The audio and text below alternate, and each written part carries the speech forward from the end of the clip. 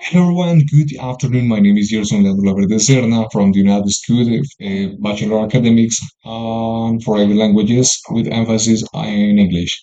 Okay, today we're going to talk about my English journey chart. Okay, we will talk about all of my stages that, made me improve about all of this of learning English, which stages marked me and why and how and what things did I do in order to develop my uh, English skills, to improve my English language, my lexic, my pronunciation, my fluency, and many other things. Okay, for instance, at first times of about age, of dark ages. Okay, there was a childhood, there was the stage of childhood. Okay, my childhood was very influenced by this English culture. Okay, at the time there was animal movements that which my cousin, my well, I take her as a bigger sister, so I will refer to her as that. So my bigger sister used to be an emo and she liked all that crap of English culture about sitcoms like The Office, like Malcolm in the Middle, and it was so great. Big Bang Theory, it was so great and funny. I didn't understand a thing, but I had so much fun. Also, the music, I loved the music.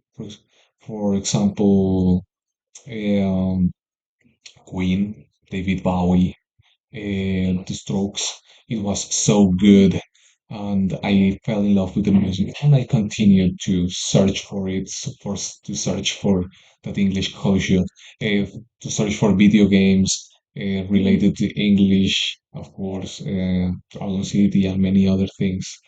Um, at the time, I was a kid, but I had a very good vocabulary that I could get a grip of and use it.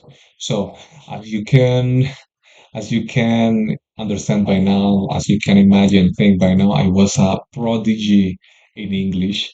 I was very good at English, and I think I continue to be because if not, I wouldn't have a job out of it, right?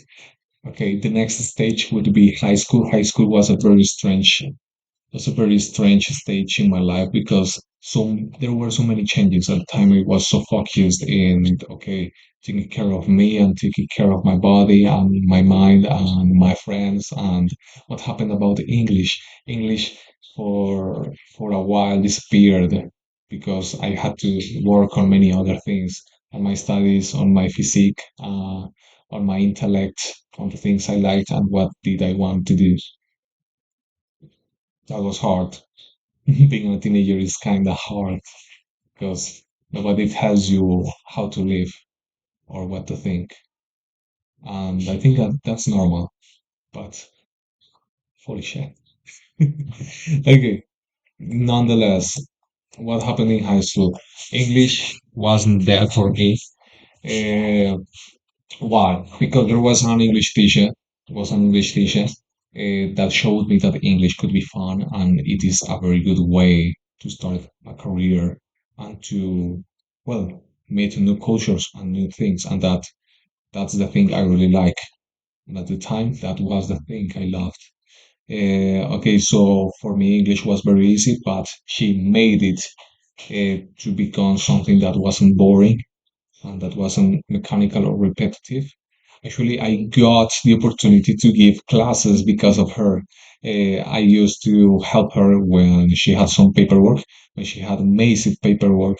I used to cover her like for a while, for an hour, to explain important things, to explain grammar topics. How do I say that? How do you say that? How do you write this down? What did you say?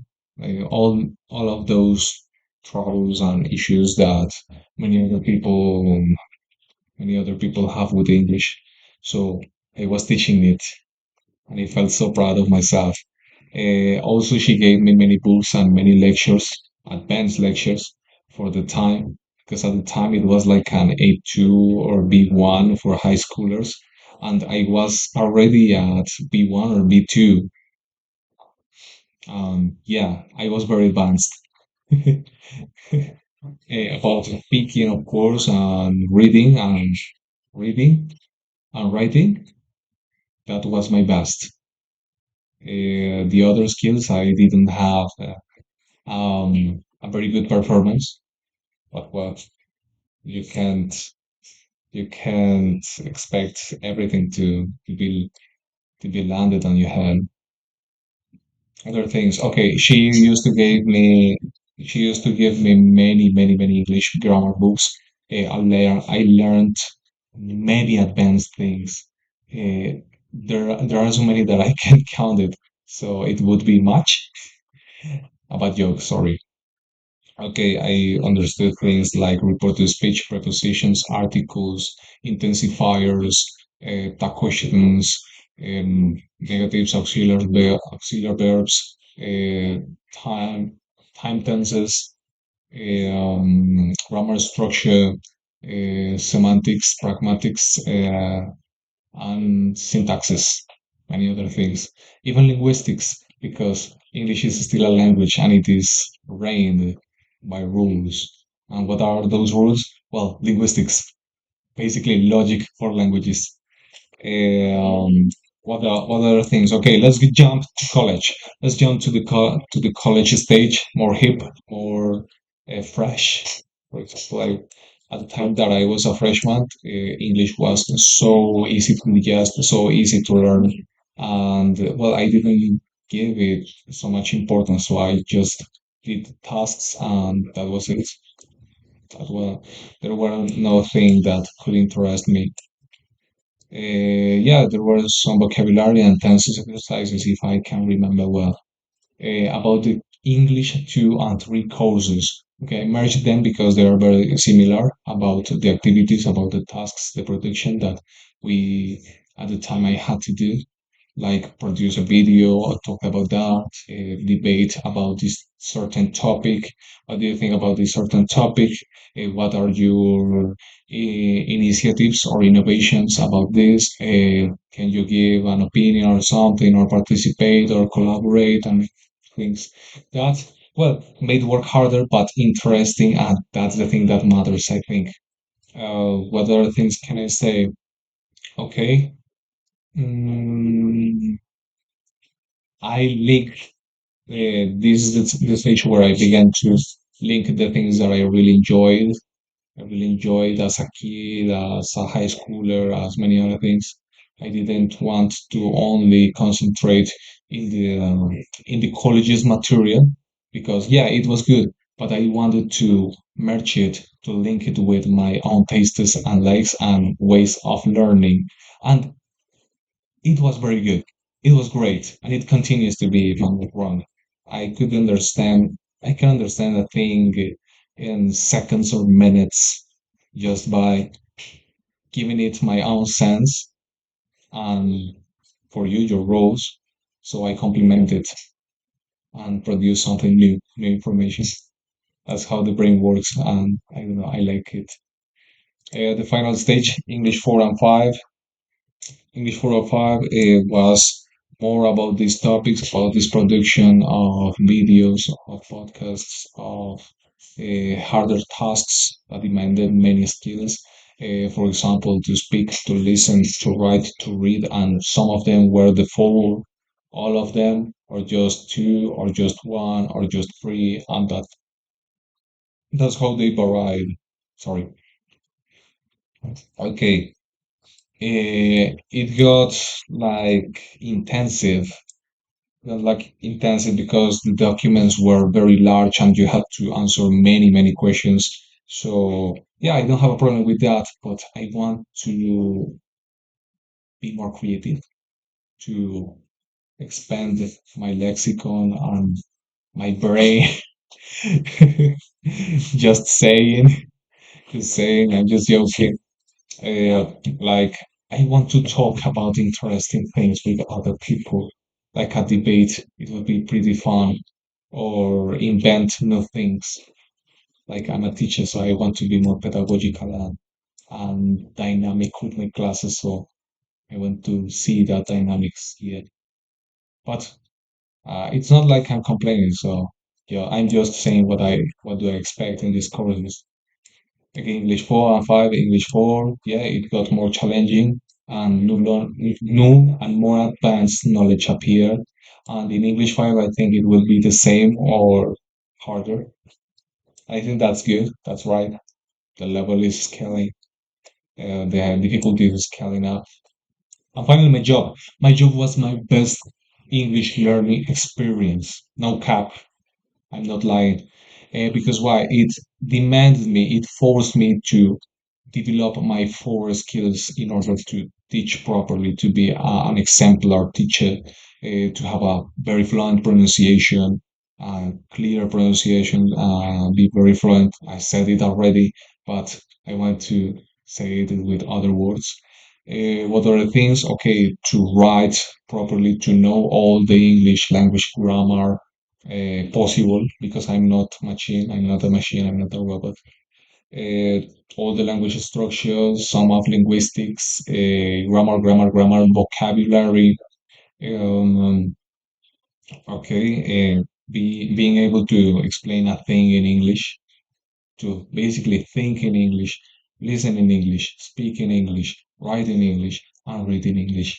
And that necessity obliged me oblige me to okay understand, to search, to do research about how to teach, understand, and learn English as fast as possible. And I got the answer: just make concepts, make things your way, understand by your logic, but using the rules that are stipulated, so you won't be wrong and you will understand it easier, in an easier way.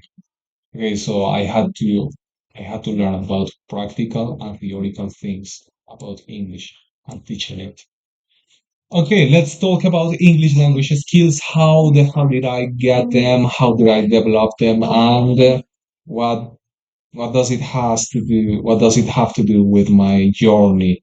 Okay, for listening, all the things that I constantly did was to listen to gameplays.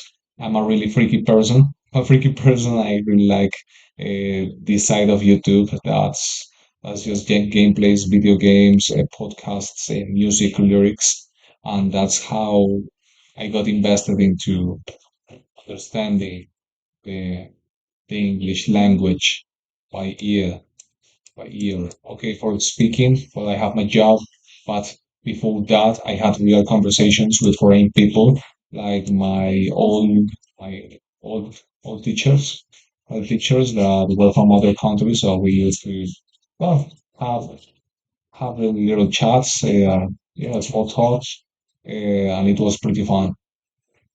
I once talked to to a man that was from Ghana, one and five people from the United States, and one from London, and another one from the United Kingdom. But I think it's the same. No, it's not. But I only know it's from the United Kingdom. And it really helped me out to understand the slang of English. I really try as a teacher to also teach the slang because it encourages the teenagers, and encourages the people to keep learning new words, because words are interesting and they form reality basically. That's what I tell them, and they make reason with those words. And finally, okay, writing. I have personal things with writing. For example, poems. Personal. I have a personal diary where I write down my reflections upon experiences or situations that I really don't know what to think of. For example, I had a fight or I had a problem on any other thing that I want to think about, but I hadn't get the time for it. So I would just write it down, and when I'm in my free time or leisure time, I would just read it and keep writing the answer of those reflections, just like Marcus Aurelius. College tasks, of course, I have to do. I still have to make these tasks, to do these activities to do these exercises. Finally, reading. I really enjoy reading social media fights because they're not paid actors. So everything that they say, it's true. So it's truly from their heart. It's not like it's the truth because they're just fighting. You understand what I'm saying? Another things that I really like are philosophical books. If I'm not wrong, I said it before. I'm a very big fan of Marcus Aurelius. I wanna read his book, but in English. I don't want it in Spanish, so I'm searching after it. I'm looking it up. Other things I really like as a teacher, amusing facts. I like to search for amusing facts to tell my students that English is not only a language, it's not only a way to communicate. It's a whole world with its own culture. It's amazing culture that permits you to travel around the world and meet up new things, new people, new religions, new ideologies, new concepts that will blow your mind and let you out, let you out of that boredom. I think that's important, and that's what I tell them. And finally, of course, I have to.